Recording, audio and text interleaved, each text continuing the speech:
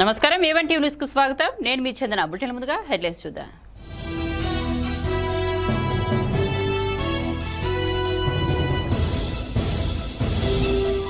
రాష్ట్ర వ్యాప్తంగా 27 ప్రభుత్వ మెడికల్ కాలేజీలు ప్రజలకు కార్పొరేట్ వైద్యం అందించడమే లక్ష్యం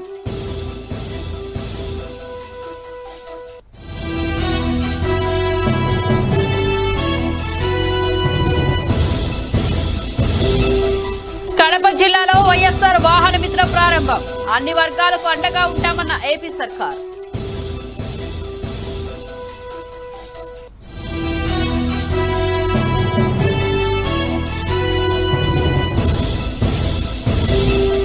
మొక్కజొన్న వద్దు పత్తి పంట వేయండి తెలంగాణ రైతులకు మంత్రి సబితా సూచనలు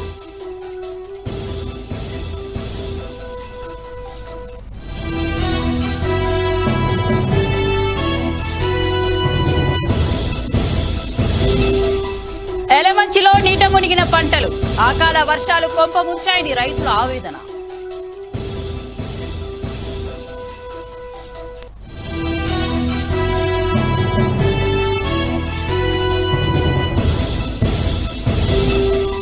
అశ్వారావుపేటలో మంత్రి హరీష్ రావు బర్త్డే వేడుకలు సేవా కార్యక్రమాలలో నిమగ్నమైన పార్టీ నాయకులు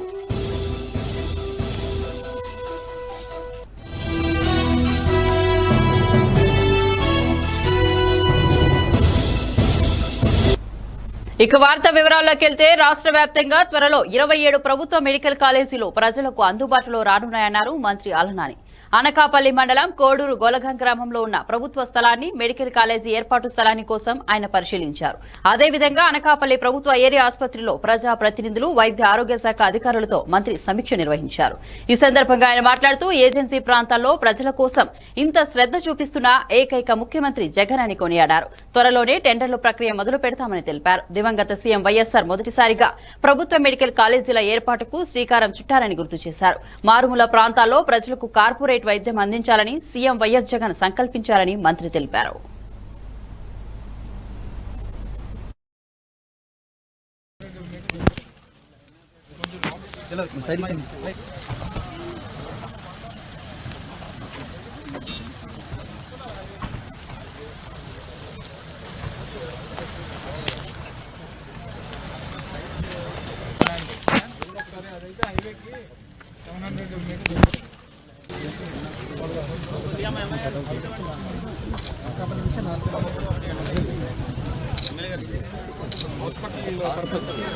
హాస్పిటల్ రావాలంటే దూరం అయిపోతుంది అదైతే ఇప్పుడు ఇలాగా మనకి హైవేకి ఎంత దూరం వస్తుందమ్మా ఇటు నుంచి 2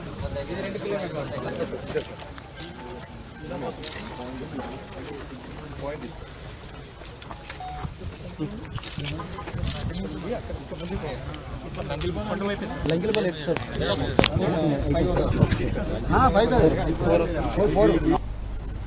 కడప జిల్లాలో 2వ విడత వైఎస్ఆర్ వాహన మిత్ర కార్యక్రమాన్ని ప్రారంభించారు ప్రభుత్వ విప్ కోరుముట్ల శ్రీనివాసులు రైల్వే కోడూరు తహసీల్దార్ సభా ప్రాంగణంలో నియోజకవర్గ నాయకులతో కలిసి ప్రారంభించారు అన్ని వర్గాల ప్రజలకు సీఎం జగన్ ఈ కార్యక్రమంలో అర్హులైన వాహన చోదకులు మండల అధికారులు పాల్గొన్నారు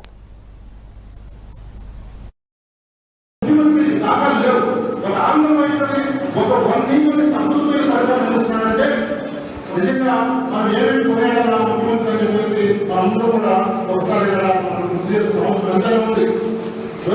సెంటర్ చదివినప్పుడు అన్ని పేపర్లో ముందు వాస్తవం రాస్తారు కానీ ఈమెయిల్లో పరిపాలన ఎక్కడ కనపడలేదు ఆంధ్రప్రదేశ్ పరిపాలన ఎక్కడ కనపడలేదు ఏదైతే మన మిత్రులు ఉన్నారు. ఇంకొకటి ముందు చేస్తే జూలై 8 మన ప్రియతమ స్వర్గీయ ముఖ్యమంత్రి డాక్టర్ వైఎస్ రాజశేఖర రెడ్డి గారి యొక్క వర్తిస్తున్నట్టుగా దాదాపు 27 లక్షలు వైఎస్ఆర్ సోషల్ డిస్టెన్స్ ఎక్కువ వైరస్ పెట్టగాకుండా మీరు పొందొచ్చు. దాంతో పాటు మీకు టైంలో కూడా మీకు ఏదైతే గైడెన్స్ పరంగా ఆరోగ్య ఉన్నా ఆరోగ్యం లేకుండా మాన్యువల్ పరంగా మీకు ఈజీగా ప్రాడక్ట్స్ గైడెన్స్ కింద సడన్ పెట్టుకున్నాయి. ప్రతి ఆటో వాళ్ళకి కార్ నడిపేవారికి శుభవారికి లేదా రెగ్యులర్ ఈ ప్రజలకు చేయించాలని చెప్పేసి జగన్మోహన్ గారు అక్కడ చూపిస్తూ ఉన్నాడు కాబట్టి సదుపాయం చేసుకుంటే కాకపోతే ఇంకా కొన్ని సంవత్సరాల వరకు ఒక అమ్మాయి చెప్పాడు ఆటో సమస్య నాకు ప్లేస్ లేదు అది కూడా నేను పరిశీలిస్తాను సీఏ గారిని తెప్పించి గంటలపాలి మనుషుల కోసం వచ్చినప్పుడు 12 మంది ఆటోలు అక్కడ పరిస్థితి చూసినాం. ఆ విధంగా 2-3 యాక్సిడెంట్ జరిగాయి. ఈరోజు చనిపోవడం వల్ల మొక్కజొన్న వేయడం వల్ల రైతులకు నష్టం జరుగుతుందన్నారు మంత్రి సబితా ఇంద్రారెడ్డి. వికారాబాద్ జిల్లా పరిగి బృందావన్ గార్డెన్స్ లో పంటలపై జరిగిన అవగాహన సదస్సుకు ఆమె ముఖ్య అతిథిగా హాజరయ్యారు. రైతులు పంట పండించిన దానికి ఒక భరోసా ఉండాలని, తెలంగాణలో పత్తికి మంచి రేటు వచ్చే ప్రయత్నం చేద్దామన్నారు ఆమె. ఈ కార్యక్రమంలో ZP chairperson Sunitha Mahender Reddy, Parigi ZPTC Haripriya Reddy, MPP Aravinda Rao తదితరులు పాల్గొన్నారు. మొక్క పండించిన రైతు నష్టపోవద్దు అనే ఒకే ఒక ఆలోచనతో ముఖ్యమంత్రి గారు చెప్తున్నారు. దీంట్లో ఎలాంటి రాజకీయ స్వార్థం లేదు. ఇది నియంత్రణ అనొద్దండి, రైతుకు నష్టం జరగొద్దని ఆతృత ప్రభుత్వానికి ఉంది అని మాత్రం మీకు అందరికి మళ్ళీ చేస్తున్నాం.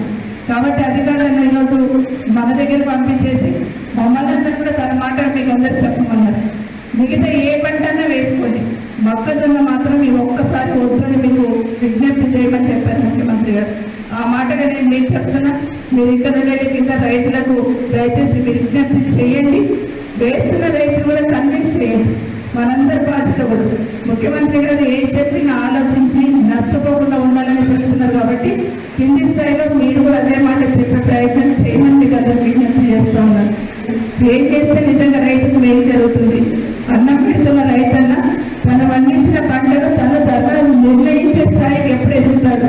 ఆ విధంగా ఎదిగినప్పుడే కదా రైతు బాగా బతకగలుగుతాడనే ఆలోచన ముఖ్యమంత్రి గారు ఎప్పుడు మాట్లాడుతూ ఉంటారు తన మనసులో మాటలు. వెంకటేశ్వర ఏదైతే పూర్తి చేస్తున్నామో పాదము రంగారెడ్డి కూడా అదే విధంగా పూర్తి చేసి నీళ్ళు అందించే బాధ్యత నాది అని చెప్తుంటారు ముఖ్యమంత్రి గారు. మన ప్రాంతానికి కూడా తొందరలోనే ఏదో ఒక సైడ్ నుండి నీళ్ళు తీసుకొచ్చే ప్రయత్నం ముఖ్యమంత్రి గారు చేస్తానని గట్టిగా మాట ఇచ్చున్నారు. అదే మాటను నేను ముందు పెడుతున్నానని మీకు మళ్ళీ చేస్తా ఉన్నాను.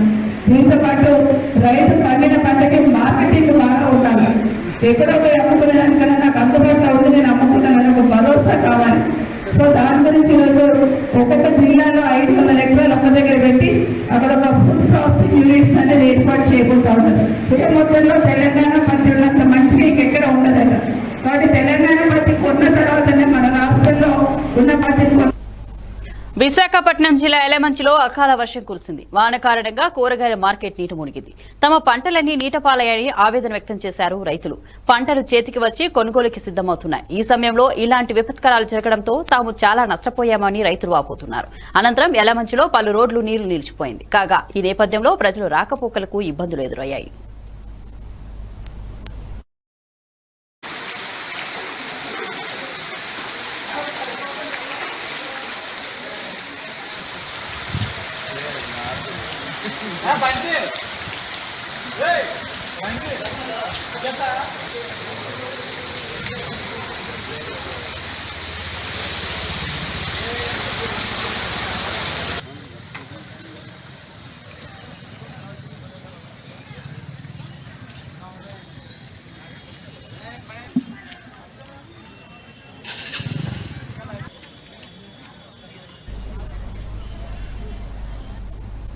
తూర్పు గోదావరి జిల్లా అడ్డతీగల మండలంలో కుటుంబ కలహాలు ఒక ప్రాణాన్ని బలి తీసుకుంది. వేటవావిడి గ్రామంలో గిరిజనుడి కుడుముల చిట్టిబావుపై అదే గ్రామానికి చెందిన యువకుడు దాడి చేశాడు. కుటుంబ కలహాలతో చిట్టిబావుపై దాడి జరిగిందని స్థానికులు తెలిపారు. వైద్యం కోసం కాకినాడ ప్రభుత్వ ఆసుపత్రికి తరలిస్తుండగా చిట్టిబావు మృతి చెందాడు. ఈ ఘటనపై కేసు నమోదు చేసి దర్యాప్తు చేస్తున్నారు అడ్డతీగల పోలీసులు.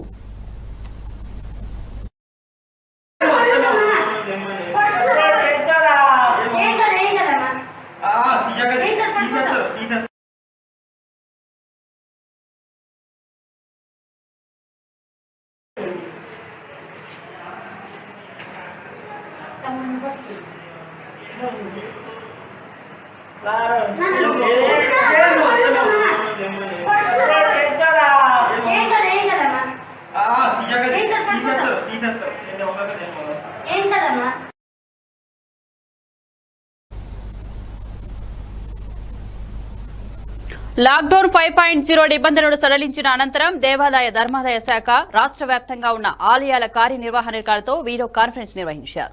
ఆలయాలు తెరిచిన తర్వాత తీసుకోవాల్సిన జాగ్రత్తలపై ఈవోలకు పలు సూచనలు చేశారు. తూర్పు గోదావరి జిల్లాలో మురుమల్ల వీరేశ్వర స్వామి వారి ఆలయ చైర్మన్ కామరాజు వీడియో కాన్ఫరెన్స్ లో పాల్గొన్నారు. ఆలయ సిబ్బంది అప్రమత్తంగా ఉండాలని, మాస్కులు, శానిటైజర్స్ లేకుండా భక్తులను అనుమతించకూడదని ఆదేశించారు. థర్మల్ గన్, థర్మల్ స్క్రీన్లతో పరీక్షించి లోపలికి అనుమతించారని తెలిపారు.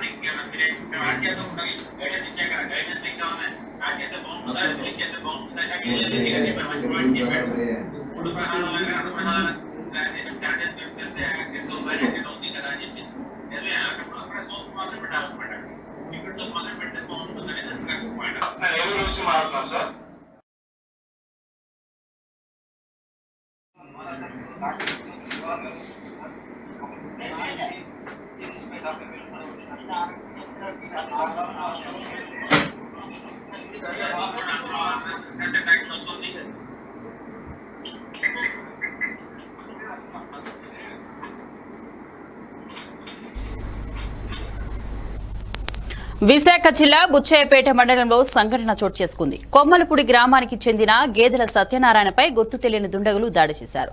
రాజకీయ కక్షలతో సత్యనారాయణపై దాడి జరిగిందని కుటుంబ సభ్యులు ఆరోపించారు. తన సన్నిహితులతో కలిసి వాకింగ్ కు వెళ్తుండగా వెనుక నుంచి ఆటోలో దుండగులు వచ్చి కత్తులతో దాడి చేశారని స్థానికులు వెల్లడించారు. వెంటనే సత్యనారాయణను ప్రైవేట్ ఆసుపత్రికి తరలించారు. ఆయనను ఆసుపత్రిలో చికిత్స అందిస్తున్నారు వైద్యులు. ఈ ఘటనపై పోలీసులు కేసు నమోదు చేసి దర్యాప్తు చేస్తున్నారు.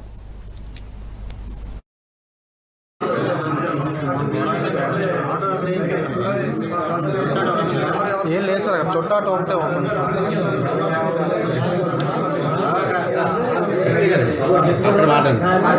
లైవ్ అవుతుంది. ఆటో ఉందా, ఫోటో ఉందా? ఆటో ఫోటో తీయలేదు.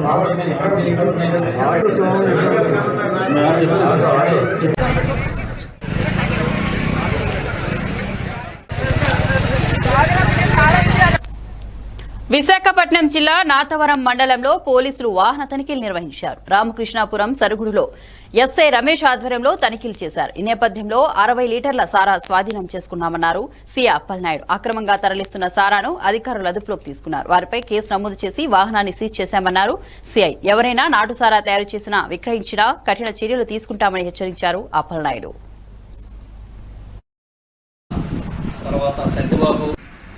ఈరోజు మార్నింగ్ రామకృష్ణాపురము పరుగుల మధ్యలో వెహికల్ చెకింగ్ చేస్తుండగా నాతవరం ఎస్ఐ గారు స్టాఫ్ ఈ లోకవతి రామకృష్ణ తర్వాత సత్యబాబు వీళ్ళు గుమ్మిడిమండి విలేజ్, అదేవిధంగా రేటాలయ్య ఇది చిన్నగొల్లుగొండిపేట, ఇది ముగ్గురు కూడాను బైక్తో వస్తుండగా చెక్ చేస్తే ఫస్ట్ ఇద్దరి దగ్గర 20 లీటర్లు టోటల్ 40 లీటర్స్ నాటు సారా దొరికింది. అదేవిధంగా రేటాలయ్య దగ్గర 30 లీటర్స్ ఈ ఐడిఆర్ యాక్ట్ సీజ్ చేయడం జరిగింది. టోటల్గా గూడూరు తూర్పు వీధిలోని 15, 17 వార్డుల్లో వార్డు వాలంటీర్లకు, ఆశా వర్కర్లకు, పారిశుద్ధ్య కార్మికులకు మొత్తం 42 కుటుంబాలకు వారానికి సరిపడ్డ కూరగాయలను పంపిణీ చేశారు మున్సిపల్ కమిషనర్ ఓబులేసు. ప్రగతి సేవా సంస్థ ఆధ్వర్యంలో చెల్లుపల్లి తిరుమలరావు సహాయ సహకారాలతో విజయం అందించారు. ఈ కార్యక్రమంలో అధ్యక్షుడు కడివేటి చంద్రశేఖర్, కార్యవర్గ సభ్యులు రాజేంద్రమూర్తి, కరీముల్లా, అలీ, రామి, సతీష్, వాలంటీర్లు తదితరులు పాల్గొన్నారు. ఇక్కడ తూర్పేది నందు సచివాలయం నందు 17, 15 వార్డులకు సంబంధించిన సచివాలయాలకి మనం కూరగాయలు పంపిణీ కార్యక్రమం నిర్వహిస్తున్నాం. దానికి గాను మా గూడూరులో జనరిక్ మెడిసిన్స్ షాప్ అధినేత మా అబ్బాయి, మా మిత్రుడు మన తిరుమలరావు గారు ప్రత్యేక అభినందనలు. ఎందుకంటే ఆయన ఒక 4 రోజుల నుంచి కూడా మనకు అడుగుతున్నాడు ఏదో ఒక కార్యక్రమం చేద్దామన్నా అని. ఈరోజు మా తిరుమలరావు ఈ ఒక కార్యక్రమాన్ని మనకు అందించినందుకు తిరుమలరావుకి మరి ప్రత్యేక అభినందనలు. అదేవిధంగా మనకు ఇక్కడ ఎందుకు మనం ఇంతసేపు కూడా వెయిట్ చేసామంటే మాకు ఒక స్ఫూర్తి మా గూడూరు కమిషనర్ గారు. ఎందుకంటే కమిషనర్ గారి చేతుల మీదుగా మీరు తీసుకుంటే మా ప్రగతి సేవా సంస్థకి మీకు కూడా అందరికీ మంచి జరుగుతుందన్న ఒక చిన్న ఉద్దేశంతో ఇక్కడ మనం వెయిట్ చేయడం జరిగింది. అదేవిధంగా మా కమిషనర్ గారికి ప్రత్యేక అభినందనలు. అదేవిధంగా సార్ అయితే దీన్ని ఇంకా కొంత లాగమని చెప్తున్నాడు. సార్ సహాయ సహకారాలు కానీ ఉంటే మేము ఖచ్చితంగా దీన్ని ఇంకా కొద్ది రోజులు నడుపుతామని చెప్తున్నాం.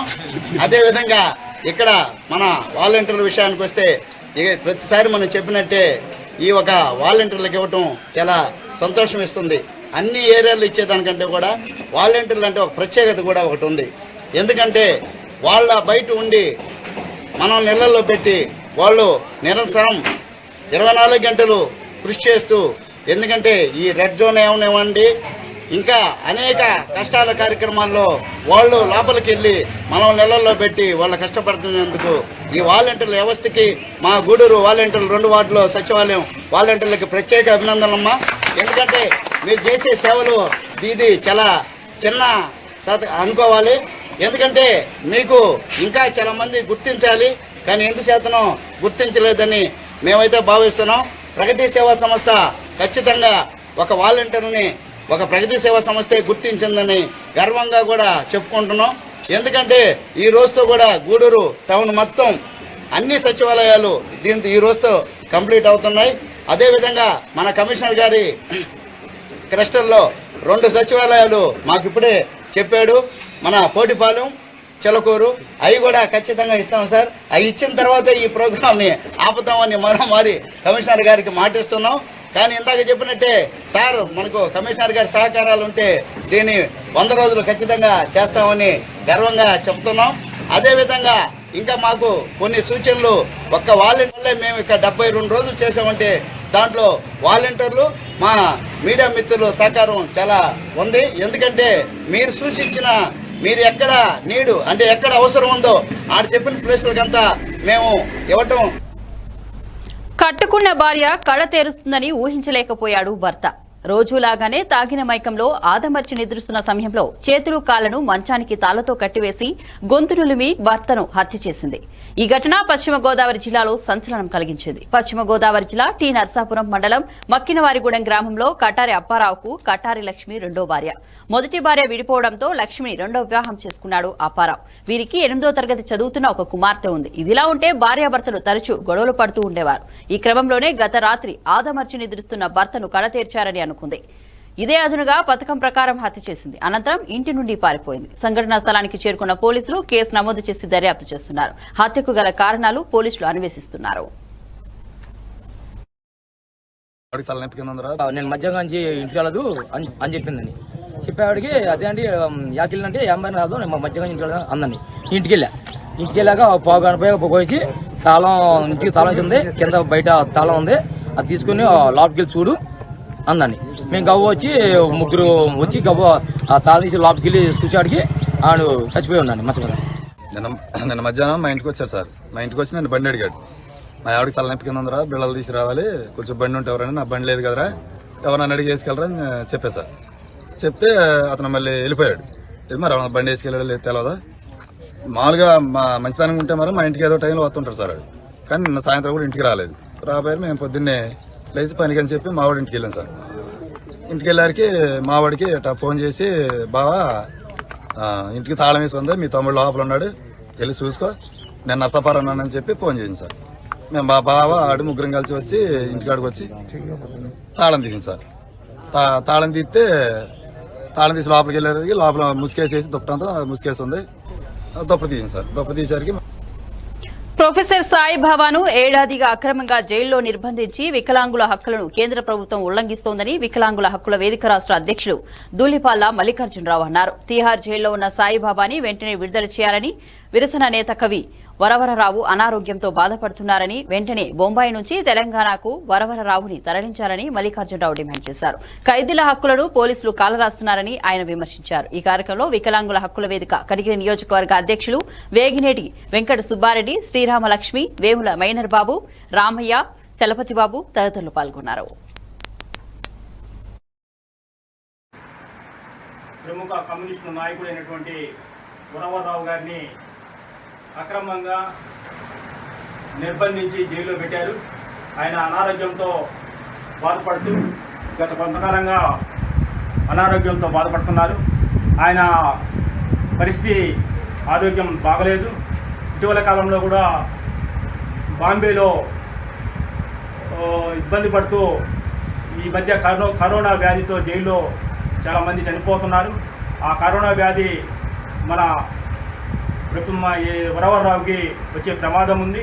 అనారోగ్యంతో ఉన్నటువంటి వరవర్రావుని వెంటనే విడుదల చేయాలని చెప్పి ప్రజా హక్కుల వేదిక, వికలాంగుల హక్కుల వేదిక డిమాండ్ చేస్తుంది. అదేవిధంగా ఢిల్లీ ప్రొఫెసర్ అయినటువంటి సాయిబాబా గారిని అక్రమంగా నిర్బంధించారు. ఆయన 90% వికలాంగుడు అయినప్పటికీ ఆయన్ని జైల్లో నిర్బంధించి విడుదల చేయకుండా అనారోగ్యంతో ఉన్నప్పటికీ ఆయన్ని విడుదల చేయలేదు. ఆయన తక్షణమే విడుదల చేయాలని చెప్పి వికలాంగుల హక్కుల వేదిక డిమాండ్ చేస్తుంది. అక్రమంగా సంవత్సరాల తరబడి జైల్లో నిర్బంధించి ప్రజాస్వామ్యవాదులని అక్రమంగా నిర్బంధించినటువంటి ప్రొఫెసర్ సాయిబాబా గారిని, అలానే ప్రజాకవి, ప్రజాస్వామ్యంలో ప్రజా హక్కులను పై పోరాటాలు నిర్వహిస్తున్నటువంటి వరవర్రావు గారిని వెంటనే విడుదల చేయాలని చెప్పి ఈరోజు ప్రజా హక్కుల వేదిక, వికలాంగుల హక్కుల వేదిక ఆధ్వర్యంలో ఈరోజు నిరసన కార్యక్రమాన్ని చేపట్టడం జరిగింది. ఈ నిరసన కార్యక్రమంలో మేము ఒకటే ప్రభుత్వాన్ని డిమాండ్ చేస్తున్నాం. వెంటనే ప్రొఫెసర్ అయినటువంటి సాయిబాబా గారు, ఆయన 90% వికలాంగుడు, ఆయన చేసుకోలేనటువంటి పరిస్థితిలో ఉన్నటువంటి వీల్చైర్లో ఉన్నటువంటి సాయిబాబా గారు ఆయన వెంటనే విడుదల చేయాలి. అదేవిధంగా సాయిబాబా గారు 90% వికలాంగుడు అయినందువలన ఆయన సహాయకులు కేటాయించాల్సినటువంటి అవసరం ఉంది. తక్షణమే ఆయన చేసుకోలేనటువంటి పరిస్థితిలో ఉన్నందువలన అనారోగ్యంతో గురవుతున్నారు. అదేవిధంగా తిహార్ జైల్లో కరోనా వ్యాధి వ్యాపిస్తుంది. తక్షణమే ఆయన్ని విడుదల చేయాలని, అదేవిధంగా బాంబేలో ఉన్నటువంటి వరవర్రావు అనారోగ్యంతో హాస్పిటల్లో ఉన్నారు. ఆయన అనారోగ్యంలో బాధపడుతున్నారు. వృద్ధాప్యంతో ఉన్నటువంటి వరవర్రావు గారిని తక్షణమే విడుదల చేయాలని చెప్పి మేము డిమాండ్ చేస్తున్నాం. వరవర్రావు పరిస్థితి ఆందోళనకరంగా ఉందని చెప్పి ఇటీవల కాలంలో పత్రికల్లో వార్తలు వస్తున్నాయి. అదేవిధంగా ఆయన హాస్పిటల్లో ఉన్నారు. బాంబేలో కరోనా వ్యాధి, ఆ రాష్ట్రంలో కరోనా వ్యాధి విపరీతంగా ఉంది. ఆ విధంగా కరోనా వ్యాధి నుంచి రాజకీయ ఖైదీలను వెంటనే కాపాడాలని చెప్పి తెలియజేస్తూ తక్షణమే వరవర్రావు గారిని, సాయిబాబా గారిని విడుదల చేయాలని చెప్పి వికలాంగుల హక్కుల ప్రకాశం జిల్లా మర్రిపూడి మండలం గుండ్ల సముద్రం గ్రామంలో మన పరిశుభ్రత కార్యక్రమంలో జబర్దస్త్ నటుడు నెమలిరాజ్ పాల్గొన్నారు. ఆయన డంపింగ్ యార్డును ప్రారంభించారు. అనంతరం ఆయన మాట్లాడుతూ ప్రతి ఒక్కరూ తప్పనిసరిగా పరిసరాల పరిశుభ్రత పాటించాలన్నారు. ప్రభుత్వం సూచించిన విధంగా తడి చెత్త, పొడి చెత్తలపై అవగాహన కల్పించాలన్నారు. ఈ కార్యక్రమం అనంతరం గ్రామస్తులు, యువకులు నెమలిరాజ్తో సెల్ఫీలు దిగడానికి పోటీ పడ్డారు. చేయలేదు కాబట్టి మన ఇంట్లో ఉండే చెత్తనైనా, మన వీధిలో ఉన్న చెత్తనైనా ఇది వాళ్ళది కాదు వీళ్ళది కాదు అనుకోకుండా మన గ్రామాన్ని, మన పంచాయతీని మనమే పరిశుభ్రపరచుకోవాలి. సభాధ్యక్షులు రాంబాబు గారికి, రామనాయుడు గారికి, డిప్యూటీ తహసీల్దార్ గారు రవిశంకర్ గారికి, పెద్దలు మర్రిపూడి మాజీ సర్పంచ్ పిచ్చిరెడ్డి గారికి, అలాంటి రాష్ట్రానికి పిల్లలకి నన్ను ఇక్కడికి ఇన్వైట్ చేసిన సుధాకరానికి, అలాగే భాస్కరానికి, తెలుసండి శంకర్ గారికి పేరుతో ధన్యవాదాలండి. Thank you so much. అందరూ ఎలా ఉన్నారు? బాగున్నారా? అభివృద్ధి చూస్తున్నారా? ఎలా ఉంది? థ్యాంక్ యూ అండి. మీ దినం అంతా ఇలాగే ఉండాలి.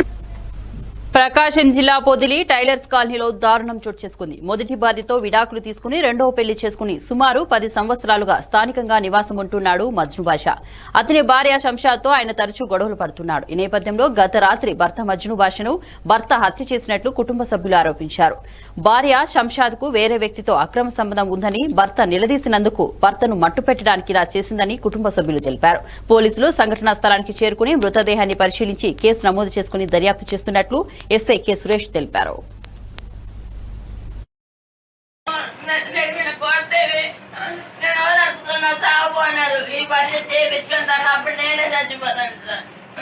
అన్నం పండుకున్నారు. పొద్దున్నే వేసేటప్పుడు వాళ్ళకి చిన్న అబ్బాయి వచ్చారు. కొడుకు నాన్నకి చీమలు పట్టినాయి రారా అని నేను పోయేటప్పటికి ఆ అమ్మాయి ఏడుస్తుంది. మంచం మీద పండుకున్నారు. అది ఏమైంది రక్తం ఇదంతా కనపడుతుంది. ఈ రక్తం ఎట్లా వచ్చిందో ఏదో ఎప్పుడన్నా ఫిల్టర్ వస్తే రేర్గా వచ్చేది. 6 నెలల నుంచి రావట్లేదు. ఎందుకంటే నెల్లూరులో సొసైటీ దగ్గర నారాయణ హాస్పిటల్లో చూపించాను, బాగానే ఉంది, ఇంతవరకు రాలే. మరి ఈ రక్తం ఎట్టొచ్చింది, ఫిట్స్ వచ్చినా రక్తం వచ్చిందంటే నేల కొరుకుంటే బ్లడ్ వచ్చింది, లేకపోతే లేదు. ఇప్పుడు ఒళ్ళంతా రక్తం ఉంది, అది ఎట్ట వచ్చిందో ఏదో తెలియదు. మధురు భాష, ఏజ్ 38 సంవత్సరాలు, son of Mastanavalli, cast by Muslim, railways colony.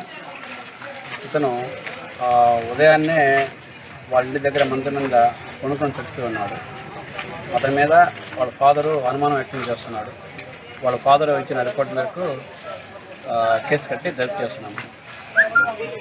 కారణం అనేది ఆపరేట్ తీగిన తర్వాత తెలియజేస్తుంది. ఆడుకుంటారయ్యా ఇద్దరు భార్య భర్తకేమో తగలనీదు, అన్నం పెట్టదు. వాడంత సేపు నా కాడ చెప్పుకొని ఏడుస్తూ ఉంటాడు. దానికి మొన్న నేను చెప్పవద్దు, కొన్నాళ్ళు వాళ్ళ ఊరికి పంపిస్తాము అంటే వాళ్ళ అన్న వాళ్ళ ఎవరు తీసుకెళ్ళలేదు సార్. నాకు తెలిసి ఇట్లా చేసిద్దని వాడు అది కలిపి వాడికి చంపేశారు సార్. వాడు రాత్రి కూడా వచ్చాడు. నాకు అన్నం కూడా పెట్టట్లేదు. నేను ఏం తినాలంటే అయ్యా నువ్వు అన్నం మా ఇంట్లో తినిపో, అమ్మ ఉంది నీకేం దిగులేదు అని చెప్పి కూడా పంపించారు సార్. వాడు వాళ్ళకి ఎవరు చంపింది? వాడే ఇద్దరు, వాళ్ళిద్దరే చంపారు సార్. అదే దాని అనంతపురం జిల్లా రామగిరి మండలం పేరూరు గ్రామంలో డ్యాం దగ్గర పార్క్ లో ఉన్న శిలాఫలకాలు ధ్వంసం చేయడం సమంజసం కాదన్నారు మాజీ మంత్రి పరిటాల సునీత. తాము చేసిన అభివృద్ది పనులను చూడలేక వైఎస్ఆర్సీపీ వాళ్లు ధ్వంసం చేశారని ఆమె ఆరోపించారు. తమ కార్యకర్తలపై కూడా దాడి చేశారన్నారు ఆమె.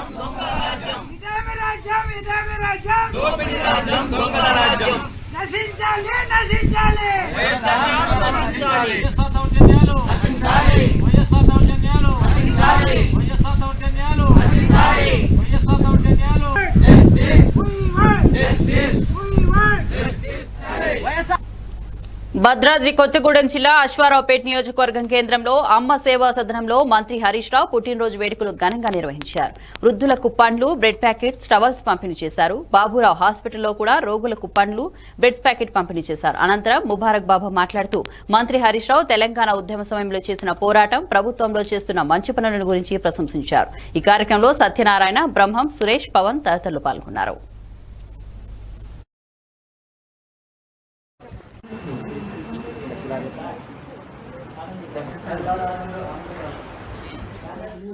తన్నీర్ హరీష్ రావు గారు ఆర్థిక శాఖ మంత్రులు, ఆయన పుట్టినరోజు సందర్భంగా ఈరోజు అశ్వారావుపేట నియోజకవర్గం హెడ్ క్వార్టర్ అశ్వారావుపేటలో అమ్మ సేవా సదన్ వృద్ధ ఆశ్రమంలో వృద్ధులందరికీ కూడా ఆయన పుట్టినరోజు వేడుక సందర్భంగా వీరందరికీ బ్రెడ్ మరియు టవల్స్, శానిటైజర్స్ పంపిణీ చేసి మాస్కులు పంపిణీ చేయడం జరిగింది.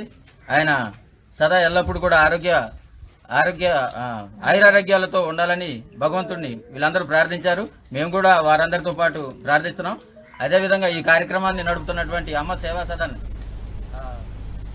బులెటిన్ ముగించే ముందు హెడ్లైన్స్ మరోసారి చూద్దాం.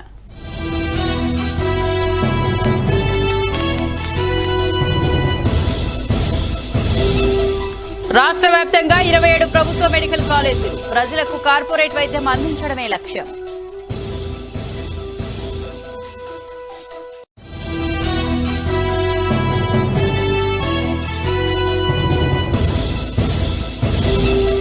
కడప జిల్లాలో వైఎస్ఆర్ వాహన మిత్ర ప్రారంభం, అన్ని వర్గాలకు అండగా ఉంటామన్న ఏపీ సర్కార్.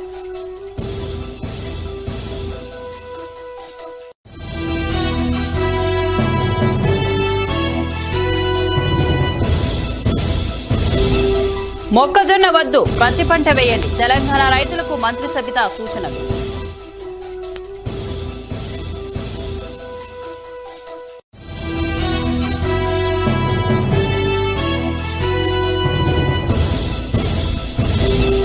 ఎలమంచిలిలో నీట మునిగిన పంటలు, అకాల వర్షాలు కొంప ముంచాయని రైతుల ఆవేదన.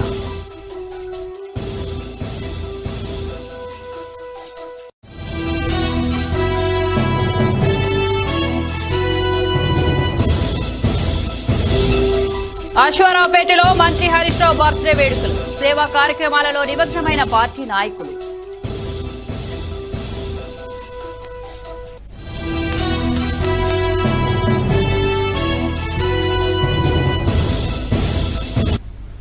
ఇవి ఇప్పుడు అప్డేట్స్. మరిన్ని అప్డేట్స్ కోసం చూస్తూనే ఉండండి ఏవన్ టీవీ.